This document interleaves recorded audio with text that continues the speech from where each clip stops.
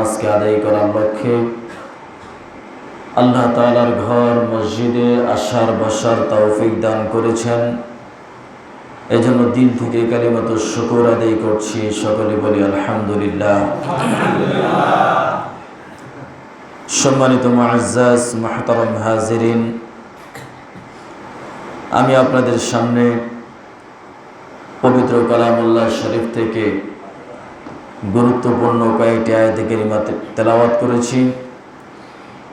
আমার আপনার হৃদয়ের স্পন্দন নবিকুল শিরোমণি সৈয়দুল মুরসালিন খাতামুন নবিয়্যিন নবী মুহাম্মদ মুস্তাফা আহমদ মুজতবা নবী আরবি সাল্লাল্লাহু আলাইহি ওয়াসাল্লামের অসংখ্য অগণিত আহাদিসে মুবারাকা হতে ছোট্ট একখানা হাদিস আমি আপনাদের সামনে পেশ করেছি। তেলাওয়াতকৃত আয়াতের মধ্যে এবং পেশকৃত হাদিসের মধ্যে যেই কথাগুলোকে আলোচনা করা হয়েছে তার মূল সার নির্যাস হলো এই যে আল্লাহ পাক পৃথিবীর জমিনে মানুষগুলোকে সৃষ্টি করেছেন। মানুষ সৃষ্টি করার আগে ফেরেশতাদেরকে আল্লাহ পাক বলেছেন যে আমি আমার জমিনের মধ্যে আমার পক্ষ থেকে প্রতিনিধি বানাতে চাই। ফেরেশতারা বলল, হায় আল্লাহ তাআলা, আপনি আবার আপনার পক্ষ থেকে প্রতিনিধি বানাতে চান?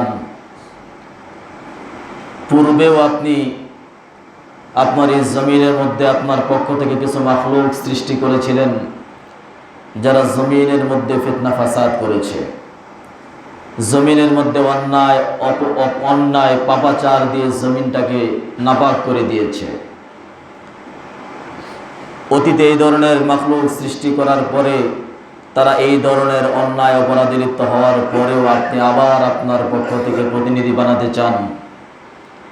তারা তো জমিনের মধ্যে ফিতনা ফাসাদ করবে, তারা জমিনের মধ্যে অন্যায় পাপাচার গুনাহের মধ্যে লিপ্ত হবে। আপনি যদি আপনার দাসত্ব করার জন্য কাউকে বানাতে চান তাহলে তো দাসত্ব করার জন্য আমরাই আছি। আপনার তাসবিহ তাহলিল পাঠ করার জন্য তো আমরাই যথেষ্ট, আপনার গুণকীর্তন করার জন্য তো আমরাই রয়েছি। আমরা সর্বক্ষণ আপনার ইবাদতের মধ্যে মশগুল। তারপরেও কি আপনার নতুন করে আবার কোনো জাতি তৈরি করার প্রয়োজন হয়?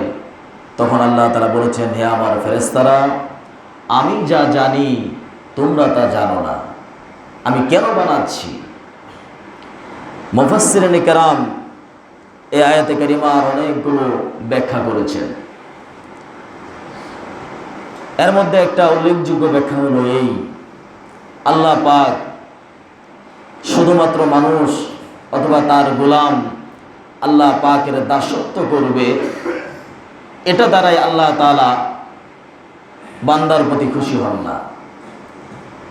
আল্লাহ পাক বান্দার প্রতি কখন খুশি হবেন? ফেরেশতারা আল্লাহ পাকের ইবাদত করে, ফেরেশতারা আল্লাহ পাকের দাসত্ব করে। ফেরেশতাদের বর্ণনায় যে সমস্ত হাদিসগুলো আনা হয়েছে, কোরআনে কারীমের মধ্যে যতগুলো আয়াত ফেরেশতাদের সম্পর্কে বলা হয়েছে, ফেরেশতা এমন ফেরেশতা রয়েছে যারা সৃষ্টির পর থেকে আজ পর্যন্ত সিজদার মধ্যেই রয়েছে। অর্থাৎ শুধু সিজদা করার জন্য যদি আল্লাহ পাকের মাখলুকের প্রয়োজন হতো তাহলে ফেরেশতা সিজদা দেওয়ার জন্য যথেষ্ট ছিল। এমন ফেরেশতা সৃষ্টির পর থেকে আজ পর্যন্ত এখনো রুকুর মধ্যে রয়েছে।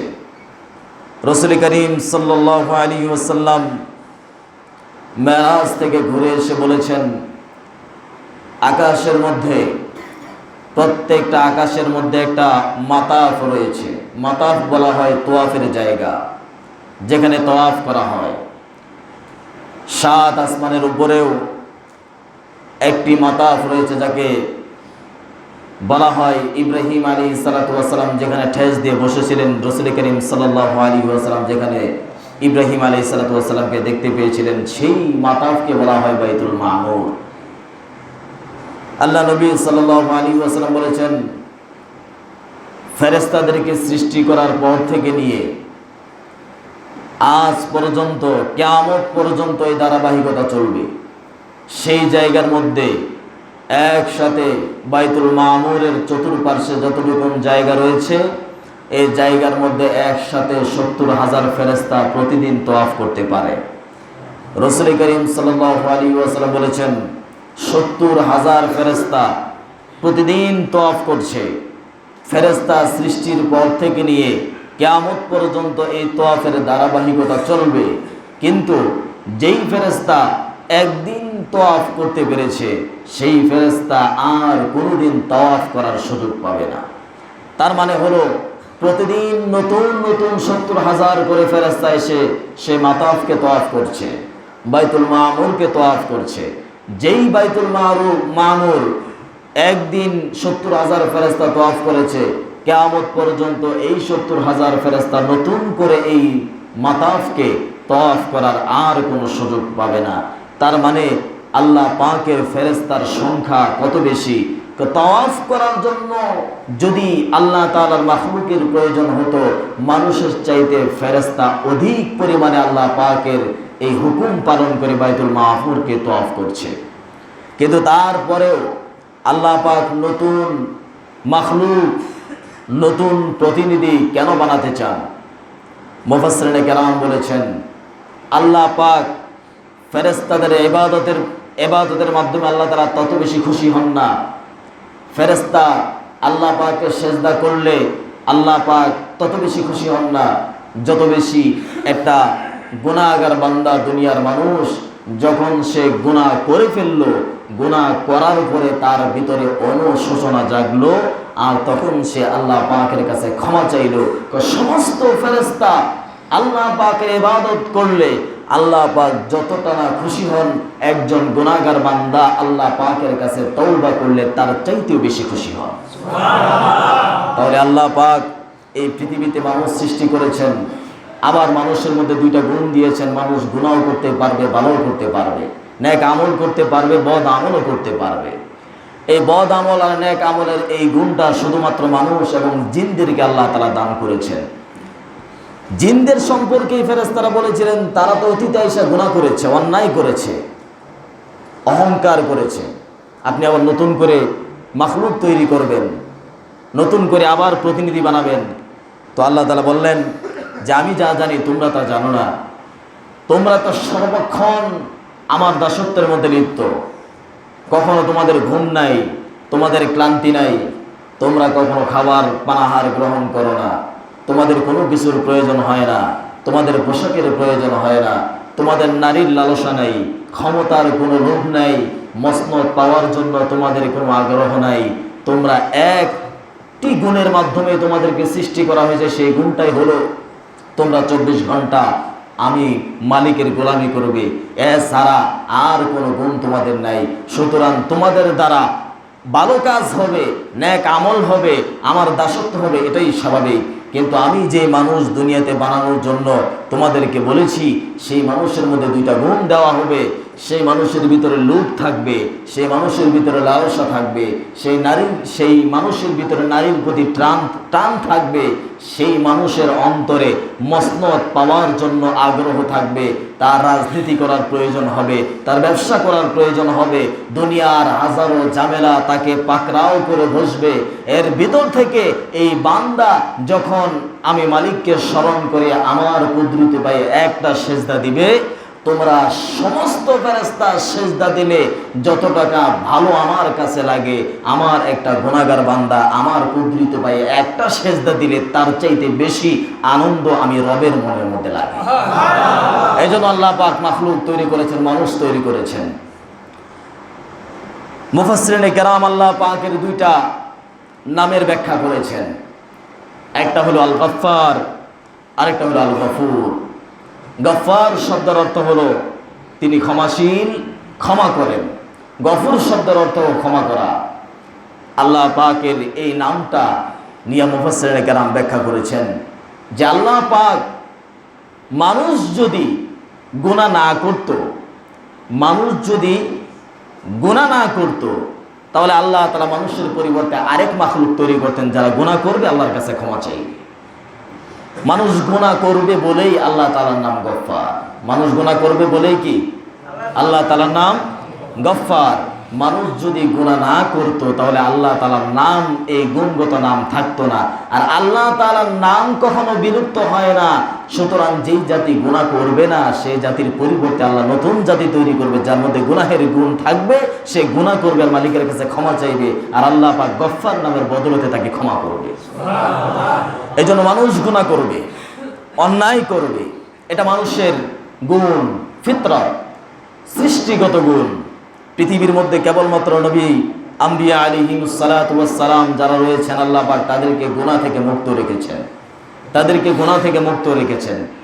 আর পৃথিবীতে কেউ গুনাহ থেকে মুক্ত নয়। কোনো না কোনো ভাবেই মানুষের মাধ্যমে গুনাহ হয়ে যায়। এটা হলো মানুষের ফিতরত। আদম আলাইহিস সালাতু ওয়াস সালামকে আল্লাহ পাক দুনিয়াতে পাঠানোর আগেই জান্নাতের ভিতরে আদম আলাইহিস সালাতু ওয়াস সালামকে বলেছেন, হে আদম, তুমি কিন্তু এই গাছের কাছে যাইবা না, এই গাছের নিকটবর্তী হবে না। আদম আলাইহিস সালাতু ওয়াস সালাম শয়তানের প্ররোচনায় পড়ে গাছের নিকটবর্তী হলো। তো এটা আদম আলাইহিস সালাতু ওয়াস সালাম ইচ্ছাকৃতভাবে ভুল করেছেন, বিষয়টা এরকম নয়। আল্লাহ তাআলা মানব জাতির ভিতরে এই গুণটা দিয়েছেন, তার মাধ্যমে ভুল হয়ে যাবে। কিন্তু জান্নাতের মতো তো কোনো গুনাহ নাই, এই জন্য আদম আলাইহিস সালামের গুনাহ হয় নাই। অনেকে মনে করে আদম গুনাহ করছে, না, আদম গুনাহ করে নাই, কারণ জান্নাতের ভিতরে কোনো গুনাহ নাই। জান্নাত এমন একটা জায়গা যেখানে গুনাহ করার সুযোগ নেই, অন্যায় করার সুযোগ নেই। সেই জায়গার মধ্যে গুনাহ লিপিবদ্ধ হবে না, সেই জায়গার মধ্যে অন্যায় কোনো খাতার মধ্যে লিপিবদ্ধ হবে না। এই জন্য জান্নাতের মধ্যে গুনাহ নাই। কিন্তু আমি এই কথাটা এই কারণে বললাম যে মানুষ সৃষ্টিগতভাবে তার ভিতরে ভুলের ফিতরত রয়েছে, সে অন্যায় করবে, সে গুনাহ করবে। এই জন্যই আল্লাহ তাআলা বলেছেন যে তুমি যখন গুনাহ করেই ফেলবে, গুনাহ যখন হয়েই যাবে, তখন তুমি আমার কাছে আসো, আমার কাছে ক্ষমা চাও। তুমি যখন আমার কাছে ক্ষমা চাইবে তখন আমি তোমার প্রতি খুশি হব, আমি খুশি হইয়া তোমাকে ক্ষমা করব। এটাই আমার রবের কাছে তৃপ্তি। সম্মানিত ভাইয়েরা আমার, আল্লাহ পাক এই জন্য গুনাহগার যারা তাদেরকে ডেকে ডেকে বলছেন, ইয়া আইয়ুহাল্লাযীনা আমানু তুবু ইলাল্লাহি তাওবাতান নাসুহা। আল্লাহ পাক বলছেন, হে ঈমানদারগণ, তুবু ইলাল্লাহি তাওবাতান নাসুহা, তোমরা আল্লাহ তাআলার কাছে খাঁটি মনে, খালেসভাবে, একনিষ্ঠভাবে আল্লাহ পাকের কাছে তওবা করো, আল্লাহ পাকের কাছে ক্ষমা চাও। মালিক যখন কোনো গোলামকে ডেকে বলে তুমি ক্ষমা চাও, তার মানে বোঝা গেল গোলামের মধ্যে অন্যায় করার গুণ আছে। গোলাম যখন অন্যায় করে তখন মালিক বলে ক্ষমা চাও। যেই গোলাম অন্যায় করে না তাকে মালিক কখনো বলে না তুমি ক্ষমা চাও। কারণ ফেরেশতাদের সম্পর্কে আল্লাহ তাআলা কখনো বলে না, হ্যাঁ আমার ফেরেশতারা তোমরা আমার কাছে তওবা করো। কোনো আয়াতের মধ্যে, কোনো হাদিসের মধ্যে কোথাও এই কথা বলা হয় নাই ফেরেশতাদেরকে আল্লাহ তাআলা বলেছেন তোমরা আমার কাছে ক্ষমা চাও। কেন বলা হয় নাই? কারণ ফেরেশতাদের মধ্যে গুনাহ করার কোনো গুণ নাই, তাদের মধ্যে গুনাহ করার ক্ষমতা নাই। একটি তাফসীরের মধ্যে এক আয়াত প্রসঙ্গে একটি তাফসীর এভাবে এসেছে, দুইজন ফেরেশতা আল্লাহ তাআলার কাছে বলল, হায় আল্লাহ তাআলা, তোমার এই জমিনের মধ্যে তোমার এই বান্দাগুলো কত অন্যায় করে, অপরাধ করে, আমরা তো করি না, আমরা তো অন্যায় করি না, তাহলে তারা অন্যায় করে কেন? আল্লাহ পাক বললেন, তারা অন্যায় কেন করে এ কথা জানতে চাও? তাহলে তাদের মতো গুণ তোমাদেরকে একটু সময়ের জন্য দেই, দেখি তুমি পারো কিনা। ফেরেশতাদেরকে, দুইটা ফেরেশতাকে আল্লাহ পাক মানবীয় গুণ দিল, যেই গুণটা মানুষের মধ্যে কাজ করে। সাধারণত যুবকদের মধ্যে কি কাজ করে? যুবকদের মধ্যে দেখবেন টাকা পয়সার লালসা তেমন একটা নাই। রাস্তাঘাটে কোনো একটা মেয়ে দেখলে এর প্রতি যে লালসাটা তৈরি হয়, টাকা পয়সার প্রতি এত লালসা তৈরি হয় না। ফেরেশতাদের মধ্যে যখন এই গুণটা দেওয়া হলো, তার ভিতরে যখন এই গুণটা আসলো, তখন দুনিয়াতে আসার পরে নারীকে দেখে নারীর প্রতি তার লোভ লালসা তৈরি হয়ে গেল। তাফসীরের প্রসঙ্গে কথাটা বললাম যে একজন ফেরেশতা, তার ভিতরে কোনো গুণ নাই গুনাহ করার মতো, যখন তার ভিতরে এই গুণটা দেওয়া হলো তখনই তার ভিতরে নারীর প্রতি লালসা তৈরি হলো। এই ফেরেশতা যখন এই লালসা তৈরি হলো, তখন এই ফেরেশতার দিকে এতটুকু বোঝা যায় যে দুনিয়ার মধ্যে একটা মানুষ এই লালসা দিয়ে তাকে তৈরি করার পরেও এই মানুষটা যখন গুনাহকে ছেড়ে দিয়ে আল্লাহ পাকের কাছে রুজু হয়ে যায়, তখন এই মানুষটার গুণ, তার পাওয়ার, তার মর্যাদা ফেরেশতাদের যেতে বেশি হয়ে যায়। এই জন্য গুনাহ করার পরে তওবা করা, এটা হলো মুমিনের গুণ। কার গুণ? মুমিনের গুণ। মুমিন গুনাহ করবে, হয়েই যাবে, হতেই পারে। দুনিয়ার মধ্যে যত বড় আব্দুল কাদের জিলানী হোক, গুনাহ হয় না এমন কোন বাপের বেটা দুনিয়াতে জন্ম হয় নাই যে যার কোনো গুনাহ নাই। কেবলমাত্র নবী আম্বিয়া আলাইহিস সালাতু ওয়াস সালাম ব্যতীত। গুনাহ মানুষের মাধ্যমে হবে, এটাই হলো মানুষের মধ্যে একটা ফিতরত। আল্লাহ তাআলা সূরাতুশ শামসের মধ্যে বলছেন, ফাআলহামাহা ফুজুরাহা ওয়া তাকওয়াহা, আমি মুমিনের মধ্যে, মানুষের মধ্যে দুইটা গুণ দিয়েছি। সে অন্যায় করবে, ভালোও করবে, অন্যায় করতে পারবে, ভালোও করতে পারবে। কদ আফলাহা মান যাক্কাহা, যেই ব্যক্তি অন্যায়কে ছেড়ে দিয়ে নিজের আত্মাকে পরিশুদ্ধ করতে পারবে সেই সফলকাম হবে। ওয়াকদ খাবা মান দাসসাহা, আর যেই ব্যক্তি গুনাহ করে তার অন্তরকে কলুষিত করবে সে ধ্বংস হয়ে যাবে। তো মানুষের মধ্যে ভালো মন্দ দুইটা করার গুণ আল্লাহ তাআলা দিয়েছেন। এখন এই দুই গুণের মধ্যে আল্লাহ পাক সেই ব্যক্তিকে পছন্দ করেন যে ব্যক্তি অন্যায় করে ফেললো, অন্যায় করার পর আল্লাহ তাআলার কাছে ক্ষমা চাইল। আল্লাহ নবী সাল্লাল্লাহু আলাইহি ওয়াসাল্লাম বলেছেন, মরুপ্রান্তরে কোনো ব্যক্তির যদি খাবার এবং উট সাথে নিয়ে মরুপ্রান্তরের শত শত কিলোমিটার পাড়ি দিল, আশপাশে কোনো বাড়িঘর নাই, কোনো জনবসতি নাই, কোনো খাবারের ব্যবস্থা নাই, পানির ব্যবস্থা নাই, এমন জায়গায় গিয়ে হঠাৎ করে তার ক্লান্তিতে ঘুম চলে আসলো, পাথরের মধ্যে হেলান দিয়া ঘুমায় গেল। ঘুম থেকে ওঠার পরে তাকিয়ে দেখলো তার উটও নাই, তার খাবারও নাই, সব হারায় গেছে। মরুপ্রান্তরে যখন তার উট এবং খাবার পানি সব হারিয়ে গেল, এমন সময় এই মানুষটার ভিতরে বাঁচার আর কোনো চিন্তা থাকে না। কারণ এত দূর পর্যন্ত তার আওয়াজ দূর পর্যন্ত পৌঁছাবে না। এমন মরুভূমির ভিতরে যেখানে কোনো বাড়িঘর নাই, মানুষ নাই, কেউ কাউকে সাহায্য করতে পারবে না, এমন সময় সে তার জীবনের আশাটা ছেড়ে দেয়। পানিহীন অবস্থায় কতটুকুন চলা যায়, কতটুকুন দৌড়ানো যায়, কোনো এক পর্যায়ে পানির তৃষ্ণায় সে দুনিয়া থেকে বিদায় নিবে। এমন সময় তার ভিতরে বাঁচার চিন্তা থাকে না। সে এখন কিভাবে বাঁচবে, কিভাবে সে বাঁচতে পারবে, এই জন্য সে পেরেশান হয়ে যায়।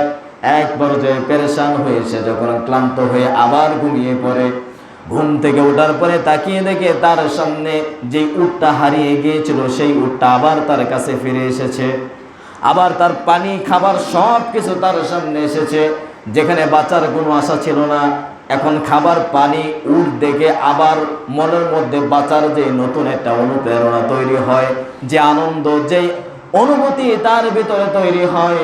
আল্লাহ নবী বলেছেন, মরুপ্রান্তরে এই ব্যক্তির অন্তরে খাবার, পানি, উট পাওয়ার পরে যতটা আনন্দ তৈরি হয়, কোন একটা গুনাহগার বান্দা আল্লাহ পাকের কাছে গুনাহ থেকে তওবা করে যখন চোখের পানি ফেলে দেয়, আরশের মালিক আল্লাহ পাকের কাছে ওই মরুপ্রান্তরের ব্যক্তির চাইতে বেশি আনন্দ অনুভূত হয়। ওই ব্যক্তি ওই খাবার, পানি ফিরে পাওয়ার পরে যতটা আনন্দ তার কাছে লাগে, আল্লাহ পাকের কাছে কোনো গুনাহগার বান্দা তওবা করে ফিরে আসছে, আল্লাহ পাক তার চাইতে বেশি খুশি হয়। এজন্য আল্লাহ পাকের কাছে তওবা করা, এটা হলো মুমিনের গুণ। এজন্য আল্লাহ তাআলা মুমিনদেরকে বলছেন, ইয়া আইয়ুহাল্লাযীনা আমানু, হে ঈমানদারগণ, তুবু ইলাল্লাহি তাওবাতান নাসুহা, তোমরা আল্লাহ তাআলার কাছে একনিষ্ঠভাবে তওবা করো। তওবা করলে কি হবে? আসা রাব্বুকুম আইয়ুকাফিরা আনকুম, আল্লাহ পাক তোমাদের গুনাহগুলোকে ক্ষমা করে দিবেন। ওয়াইদখিলাকুম জান্নাতিন তাজরি মিন তাহতিহাল আনহার, শুধু ক্ষমাই করবেন না, গুনাহ ক্ষমা করার সাথে সাথে তিনি তোমাদেরকে ঘোষণা দিচ্ছেন, আল্লাহ পাক তোমাদেরকে সেই জান্নাতের মধ্যে প্রবেশ করাবেন যে জান্নাতের তলদেশ দিয়া নহর প্রবাহিত হচ্ছে। এজন্য জান্নাত মুমিনের মূল গন্তব্য, মূল ঠিকানা। সেই জায়গায় যাওয়ার আগে তওবা করে দুনিয়া থেকে বিদায় নিতে হবে। রাসূল করিম সাল্লাল্লাহু আলাইহি ওয়াসাল্লাম এক হাদিসের মধ্যে বলেছেন, ইন্নাল্লাহা ইয়াকবালু তাওবাতাল আবদি মা লাম ইউগারগির, মানুষের যখন এক পর্যায়ে তার নামাজ পড়ার শক্তি সে হারিয়ে ফেলে, এক পর্যায়ে কোনো এক সময় তার ধন দৌলত সব নিঃশেষ হয়ে যায়, সে দান খয়রাত করতে আর পারে না, তার ক্ষমতা শেষ হয়ে যায়। এক পর্যায়ে মানুষকে ভালো কথা বলতে তার শক্তি থাকে না, সে ভালো কথা বলতে পারে না, নামাজ পড়তে পারে না, রোজা রাখতে পারে না। মানুষ এমন একটা সময়ে উপস্থিত হয়, এমন একটা সময়ে গিয়ে সে উপনীত হয় যে সময় তার নেক আমল করার কোনো ক্ষমতা থাকে না। কিন্তু রসুল বলেছেন ওই সময়ও আল্লাহ পাক একটা ইবাদত, একটা দরওয়াজা, আসমানের একটা দরওয়াজা আল্লাহ তাআলা খোলা রেখে দেন, যে দরওয়াজা তখনও বন্ধ হয় না। সেই দরওয়াজাটার নাম হলো তাওবার দরজা। মানুষ যখন শুয়ে থাকে, তার হাত লড়ে না, পা লড়ে না, কোনো কিছুই করতে পারে না, মৃত্যুর যন্ত্রণা শুরু হওয়ার আগ পর্যন্ত আল্লাহ পাক এই ব্যক্তির তওবা কবুল করেন।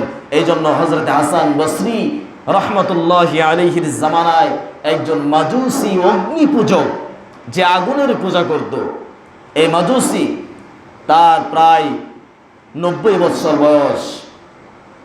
তার জীবনের সবচেয়ে দামি মূল্যবান সময়গুলোকে সে আল্লাহ পাকের বিরুদ্ধে কুফর এবং শিরকের মধ্যে অতিবাহিত করেছে। নেক আমল নাই। হাসান বসরি রহমতুল্লাহি আলাইহি তাকে বললেন, আপনি ইসলাম গ্রহণ করেন। লোকটি বলল, আমার জীবনের সব সময়টা আমি আগুনের পেছনে, আগুনের পূজা করে অতিবাহিত করেছি। আমি এই মুহূর্তে যদি ইসলাম ধর্ম গ্রহণ করে তওবা করে আমার জীবন থেকে ইসলামের দীক্ষা গ্রহণ করে নতুন জীবন শুরু করতে চাই, এর মাধ্যমে কি আল্লাহ পাক আমাকে ক্ষমা করবে? হাসান বসরি রহমতুল্লাহি আলাইহি বলেন, হে মাজুসি, তোমার বয়স 70, 80, 90 হতে পারে, আল্লাহ পাকের তওবার বয়স কখনো বাড়েও না, কমেও না। তুমি ক্ষমা চাও, তুমি আল্লাহ পাকের কাছে তওবা করো, ইসলাম ধর্ম গ্রহণ করো। আমার নবী জনাবে মুহাম্মদ রাসূলুল্লাহ সাল্লাল্লাহু আলাইহি ওয়াসাল্লাম বলেছেন, কোন ব্যক্তি যদি মৃত্যুর যন্ত্রণা শুরু হওয়ার আগেও ইমানের সাক্ষ্য দিয়ে জীবনের গুনাহ থেকে তওবা করে, আল্লাহ পাক তার জীবনের সমস্ত গুনাহগুলোকে ক্ষমা করে দেন। এই মাজুসি ইসলাম ধর্ম গ্রহণ করলো। ইসলাম ধর্ম গ্রহণ করার পরে সে আর কোনো নেক আমল করতে পারলো না। লোকটা দুনিয়া থেকে বিদায় নিল। হাসান বসরি রহমতুল্লাহি আলাইহি মৃত্যুর আগে বললেন, হে হাসান বসরি, মাত্র ইসলাম ধর্ম গ্রহণ করলাম, তোমার ইসলাম, যে ইসলামের দাওয়াত তুমি দিয়েছো, ইসলামের মধ্যে নামাজ আছে, রোজা আছে, হজ আছে, যাকাত আছে, অনেক ইবাদতের বিষয় আছে, আমি তো কিছুই করতে পারলাম না। আমি যে এই মুহূর্তে ইসলাম ধর্ম গ্রহণ করেই দুনিয়া থেকে বিদায় নেওয়ার সময় একদম নিকটবর্তী হয়েছি, তুমি অনুগ্রহ করে একটা কাগজের মধ্যে লিখে দাও যে আমি ইসলাম ধর্ম গ্রহণ করেছি, আমি মুসলমান, এই কথাটা লিখে দাও, এবং তুমি যে আমাকে ইসলাম ধর্ম গ্রহণ করিয়েছো এই কথাটাও লিখে দাও। হাসান বসরি রহমতুল্লাহ আলাইহি বললেন, এগুলো কিছুই লাগবে না, আপনি ইসলাম ধর্ম গ্রহণ করছেন, এতেই আল্লাহ তাআলা আপনাকে ক্ষমা করবে। লোকটি বলল, না, তুমি দাও। হাসান বসরি রহমতুল্লাহ আলাইহি কাগজের টুকরার মধ্যে লিখে দিলেন। এই লোকটা মৃত্যুবরণ করলো, তার কাপড়ের সাথে কাগজের টুকরোটা দিয়ে দিলেন। হাসান বসরি রহমতুল্লাহ আলাইহি ঘুমের মধ্যে দেখলেন যে ওই ব্যক্তিটা আল্লাহ পাকের জান্নাতের ভিতরে ঘুরছে।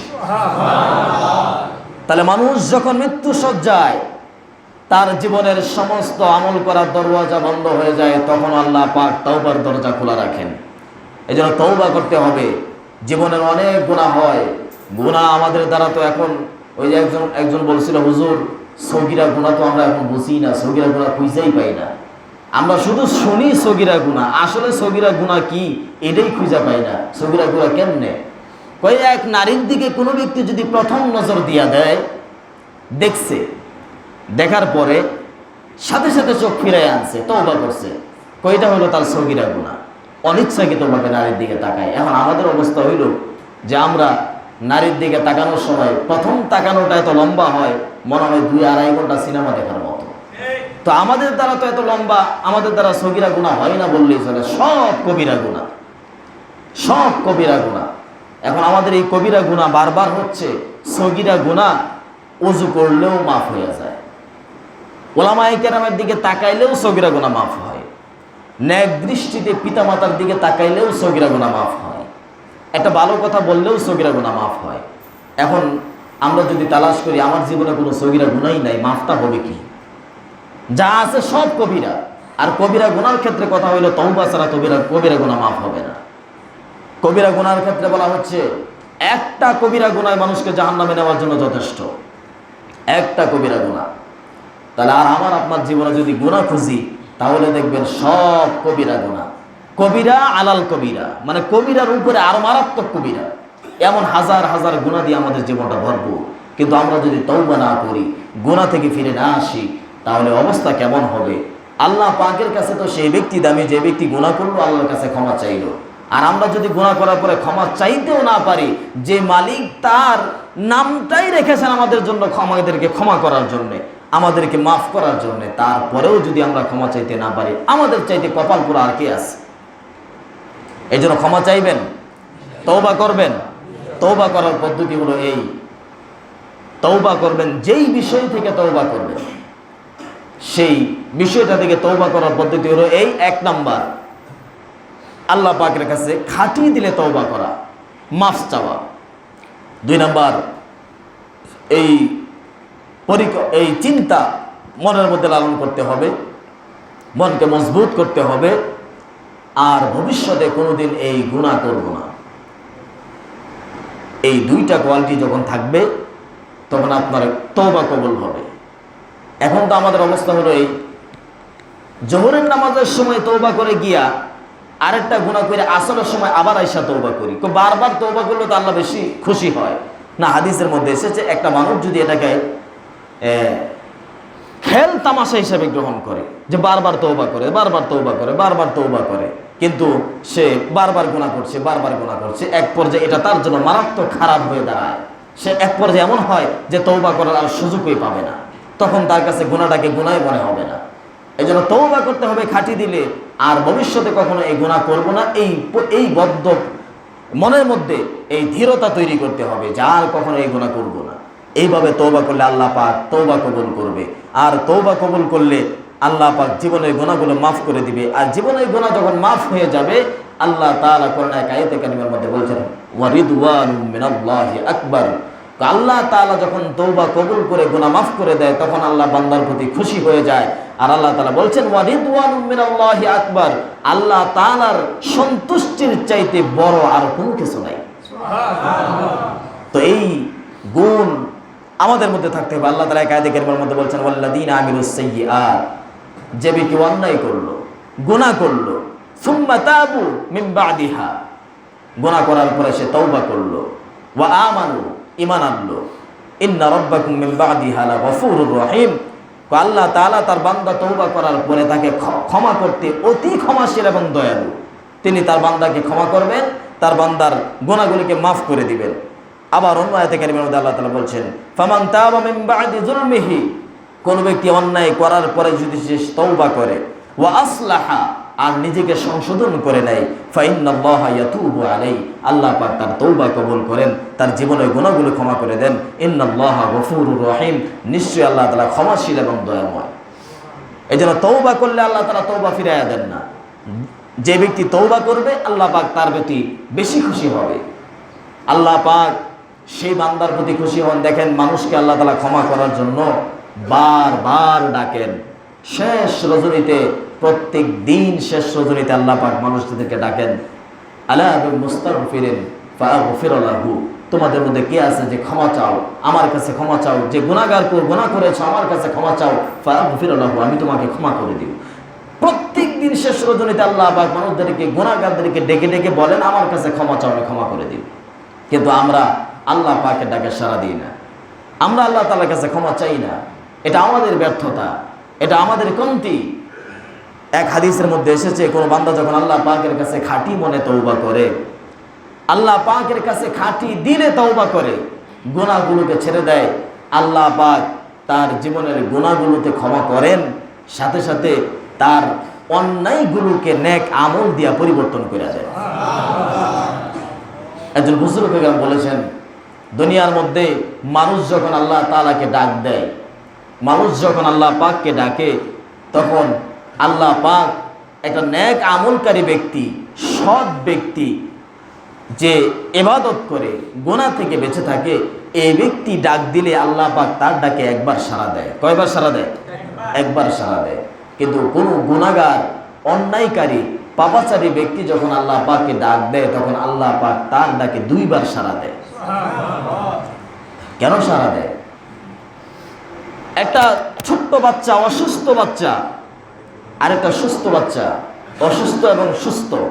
সুস্থ বাচ্চাটা যখন মাকে ডাক দেয় তখন মা তাকে যতটা না গুরুত্ব দেয়, অসুস্থ বাচ্চা যখন মাকে ডাক দেয় তখন মা অসুস্থ বাচ্চাকে আরো বেশি বেশি গুরুত্ব দেয়। কারণ সে আমার অসুস্থ বাচ্চা, তার কি জানি কোন দিক দিয়ে কষ্ট হচ্ছে, তার সাহায্যে আমাকে যেতে হবে। আর যে সুস্থ আছে তার প্রতি ততটা খেয়াল করা হয় না, কারণ সে তো সুস্থ আছে, সবকিছু নিজে নিজে করতে পারে। আল্লাহ তাআলার দৃষ্টিতে দুনিয়ার মধ্যে অসুস্থ ব্যক্তি হলো সেই ব্যক্তি যে ব্যক্তি গুনাহগার। যে ব্যক্তি গুনাহগার আল্লাহর দৃষ্টিতে সে হলো অসুস্থ ব্যক্তি। এই অসুস্থ ব্যক্তি যখন আল্লাহ পাককে ডাক দেয় তখন আল্লাহ পাক তার ডাকে দুইবার সাড়া দেয়। অর্থাৎ সে যখন ডাক দেয় তখন আল্লাহ পাক খুশি হয়ে যান, হে আমার বান্দা, লাব্বাইকা ইয়া আব্দি, লাব্বাইকা ইয়া আব্দি, হে আমার বান্দা আমি উপস্থিত, আমি উপস্থিত, কি লাগবে তোমার আমার কাছে বলো। বান্দা যখন আল্লাহর কাছে চায় তখন আল্লাহ তাআলা তার ডাকে সাড়া দেয়, কিন্তু আমরা ডাকতে পারি না। সম্মানিত ভাইয়েরা আমার, আজকের এই আলোচনা এতটুকুন। তওবা করব, জীবনের গুনাহ থেকে ফিরে আসবো ইনশাআল্লাহ। আর দুইটা মাসালা।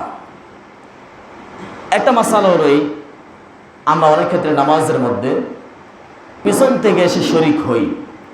শরিক হওয়ার পরে যদি দেখি ইমাম সাহেব রুকুতে আছে, তো আমরা রুকুতে যাওয়ার আগে ইমাম সাহেব সোজা হয়ে দাঁড়ায় গেছে। কারণ এই লোকটা চিন্তা করলো এত দ্রুত দৌড় করে আসলাম, দৌড়াদৌড়ি করে আসার পরে ইমাম সাহেব রুকুতে পাইলাম না, যা রুকু একটা নিজেই দিয়ে নিই। তো অনেক ক্ষেত্রে অনেকে রুকু একটা নিজে দিয়া পরে ইমাম সাহেবের সাথে রুকু সেজদাতে গিয়া শরিক হয়। এতে কি রাকাত পাইল? এই কাজটা অনেকে করে। ইমাম সাহেবকে রুকুতে যদি আপনি পান, সেই অবস্থায় আপনার রুকুতে শরিক হলে আপনি রাকাত পাইলেন। আর যদি রুকুতে না পান, নিজে নিজে রুকু দিয়া ইমামের সাথে শরিক হওয়ার দরকার নাই, তা তো আপনি বাইরেই করতে পারেন। এই জন্য আসার পরে ইমাম সাহেবকে রুকুতে পাইলে আপনি রুকুতে শরিক হবেন। আর যদি ইমাম সাহেবকে রুকুতে না পান, তাহলে আপনি এই রাকাত পান নাই, যেখানে পাবেন সেখানেই শরিক হবেন। বাকি এই রাকাতটাকে আবার নতুন করে পড়তে হবে ইমাম সাহেব সালাম ফেরানোর পরে। আরেকটি মাসালা, আমরা অনেক ক্ষেত্রে জোহরের নামাজের আগে 4 রাকাত সুন্নত পড়ি। 4 রাকাত সুন্নত পড়তে গিয়া টাইম দেখে 4 মিনিট আছে, 4 মিনিটের ভিতরে তার 4 রাকাত নামাজ শেষ করতে হবে। এখন কি করে, অনেক ক্ষেত্রে দেখা যায়, আমি অনেককে দেখেছি, এই জন্য আমার ধারণা অনুযায়ী বলছি যে আমার সাথে একই সাথে পড়ছে, কিন্তু আমি 1 রাকাত পড়তে পড়তে কোনো 3 রাকাত কমপ্লিট। তার মানে হলো উনি শুধু সূরা ফাতিহা পড়েছে, সাথে সূরা মিলায় নাই। নফল এবং সুন্নত নামাজের প্রত্যেক রাকাতে সূরা ফাতিহার সাথে অন্য সূরা মিলাতে হবে। অন্য সূরা না মিলালে নামাজ হবে না। কথা বুঝতে পেরেছেন?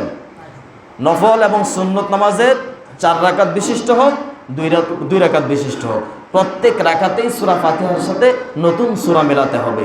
যদি নতুন সূরা না মিলান তাহলে ফরজ তরক হবে, আর ফরজ তরক হয়ে নামাজ বাতিল হয়ে যাবে, নতুন করে নামাজ পড়তে হবে। আরেকটা ফজিলত আপনাদের সামনে বর্ণনা করছি, সেটা হলো প্রত্যেক ফরজ নামাজের পরে কিছু মাসনুন দোয়া আছে, আমরা জানি না কি কি দোয়া আছে? 3 তাসবির একটা দোয়া আছে। কয় তাসবিহ? 3 তাসবিহ। কেমনে পড়তে হয়? সুবহানাল্লাহ কয়বার? 33 বার। আলহামদুলিল্লাহ আর আল্লাহু আকবার 34 বার। এই তো এই আমলটা। এখন আমাদের অনেক সময় মসজিদে নামাজ পড়া লাঞ্চের টাইম, সময় কম, শর্টকাটে এত সময় বৈশা এই আমল করা অনেক ক্ষেত্রে কঠিন হয়ে যায়। আসলে কঠিন না। এখান থেকে গিয়া ওই 400 বৈশা একটা পান, একটা চা, একটা সিগারেট মোটামুটি 15 মিনিট যায়। তো ওই সময়টা যাতে লস না হয়, এই জন্য এখান থেকে কমায়া ওইখানে যোগ করা হয়, এই আর কি, এর সাথে বেশি কিছু না। তো আমরা এখানে বৈশা এই ছোট্ট 3 তাসবির আমলটা করব, এটা আমাদের জন্য কষ্টকর, ঠিক না? এখন যদি এটাকে বলা হয় যে এটাকে একটু শর্ট করা যায় কিনা, এখন তো আমাদের চিন্তা হইল প্রত্যেকটা বিষয় যদি শর্টকাট করা যায় তাহলে আরো বেশি ভালো হয়। শর্ট করলে ভালো হইব না? না, আমি আমার পক্ষ থেকে শর্ট করবো না, হাদিসের আলোকে শর্ট করে দেবো, যেটা আপনাদের জন্য ফজিলতপূর্ণ হবে। নেবেন না? বুখারী শরীফের হাদিসের মধ্যে এসেছে, কোন ব্যক্তি যদি প্রত্যেক ফরজ নামাজের পরে 10 বার সুবহানাল্লাহ, 10 বার আলহামদুলিল্লাহ, 10 বার আল্লাহু আকবার প্রত্যেক ফরজ নামাজের পরে বৈশা পড়ে এবং রাত্রে ঘুমানোর আগে 33 বার সুবহানাল্লাহ, 33 বার আলহামদুলিল্লাহ, 33 বার আল্লাহু আকবার, আল্লাহর নবী বলেছেন দাখালাল জান্নাহ, আল্লাহ পাক তাকে জান্নাতে প্রবেশ করাবেন। সুবহানাল্লাহ। তো এই আমলটা করতে পারবেন না? এই আমলটা করতে আমি হিসাব করে দেখছি মাত্র 30 সেকেন্ড সময় লাগে। কয় সেকেন্ড? 30 সেকেন্ড সময় লাগে। প্রত্যেক সেকেন্ডে একবার বলা যায় সুবহানাল্লাহ সুবহানাল্লাহ সুবহানাল্লাহ। এভাবে করতে 30 সেকেন্ডে আপনার এত বিশাল একটা আমল হয়ে যাচ্ছে। 33 বার যেটা, এটাও হাদিসে আছে, আর এই 10 বারের কথা এটাও হাদিসের মধ্যে আছে, এটা বুখারী শরীফের বর্ণনায় এসেছে। আপনারা প্রতিদিন এই আমলটা করবেন ইনশাআল্লাহ। ফরজ নামাজের পরে ইমাম সাহেব অথবা মুয়াজ্জিন সাহেব যেই নামাজ পড়াক, নামাজের পরে এই আমল শেষ হওয়ার পরে দোয়া করবে, এর আগে দোয়া করবে না। মনে থাকবে? আর নামাজের পরে দোয়া করা জরুরি। অনেকে মনে করে নামাজের পরে দোয়া না করলে নামাজই কমপ্লিট হয় না, এই চিন্তা থাকে অনেকে। নামাজের পরে দোয়া করা এটা বড় কোনো আমল না, দোয়া আমল।